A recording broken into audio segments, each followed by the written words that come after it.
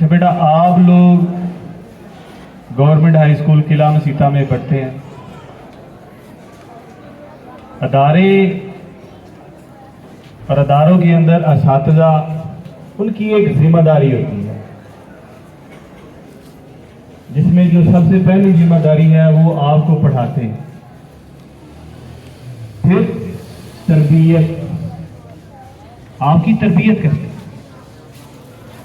आज के जदीद दौर के अंदर तो पढ़ना नहायत ही आसान हो गया है। जो लेक्चर हम आपको यहाँ पढ़ाते हैं, आप किसी भी सोशल मीडिया के प्लेटफॉर्म को यूज़ करते हुए वो वहाँ से एक्सेस कर सकते हैं। यूट्यूब के ऊपर लेक्चर आपको मिल सकते हैं। एआई के डिफरेंट किस्म के प्लेटफॉर्म हैं, चैट जीपीटी है, डीप सीक है, जेमिनाई है गूगल का। वहाँ पे कोई भी आप क्यूरी पुट करते हैं, वो आपको उसका हल देता है। तो दरसगाहें या असातिज़ा ज़रूरी क्यों है? बेटा, सबसे बड़ी जो चीज़ है ये तरबियत है। कल भी यहाँ पे देखा गया, बच्चे आपस में लड़ रहे थे, ब्रेक टाइम लड़ रहे थे। इवन के क्लास के अंदर बच्चे, बड़े बच्चे छोटे बच्चों को तंग करते हैं, लेकिन हमारे स्कूल का अजीब मामला, छोटे बच्चे बड़ों को भी तंग करते हैं। उन्हें जिस्मानी तौर पे भी तंग करते हैं और ज़बानी तौर पे भी तंग करते हैं, उल्टे नाम लेते हैं। तो बेटा याद रखिएगा, इस कायनात को बनाने वाला अल्लाह है, जो जिसको बनाता है उसके बारे में बेहतर जानता है। तो अल्लाह ने हमें बनाया है और अपना पैगाम अपने प्यारे नबी के जरिए हम तक पहुंचाया है।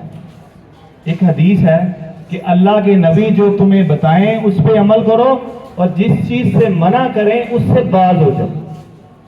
क्या हम सारे मुसलमान हैं? तो क्या हमें जो अल्लाह के प्यारे नबी हजरत मोहम्मद सल्लल्लाहु अलैहि वसल्लम ने बताया उस पर अमल करना चाहिए कि नहीं करना चाहिए? करना चाहिए। तो अल्लाह के नबी ने कहा है कि तुम में से उस वक्त तक उस बंदे का ईमान मुकम्मल नहीं हो सकता, वो बंदा उस वक्त तक मुसलमान नहीं हो सकता जब तक कि उसकी हाथ और ज़बान से दूसरा मुसलमान महफूज रहे। तो मुझे आप ये बताएं, क्लास के अंदर या घर में क्या आपके हाथ से कोई दूसरा बंदा महफूज है? अगर तो है तो आप मुसलमान, मुकम्मल तौर पे मुसलमान।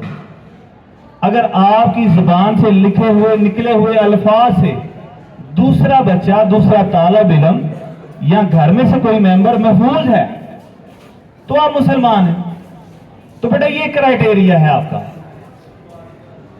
अगर हमने अपनी जिंदगी अल्लाह के प्यारे नबी हज़रत मोहम्मद सल्लल्लाहु अलैहि वसल्लम के अहकामात के मुताबिक गुजारनी है और अच्छी और पुरसुकून जिंदगी गुजारनी है, और कल को हम चाहते हैं कि हमारे बच्चे भी ऐसी ही जिंदगी गुजारें, तो हमें उनकी बातों पे अमल करना पड़ेगा। अगर आप तरक्की भी करना चाहते हैं तो इन दो चीजों को अपने कंट्रोल में रखें। सबसे पहले किसे कंट्रोल में करना है? अपने हाथ को। किसको कंट्रोल करना है? हाथ को। और दूसरा जुबान को। बेटा इन चीजों पे कम से कम आपने कंट्रोल करना है। इन चीजों में अगर आपने कंट्रोल कर लिया तो इंशाल्लाह आप कामयाब हो जाएंगे।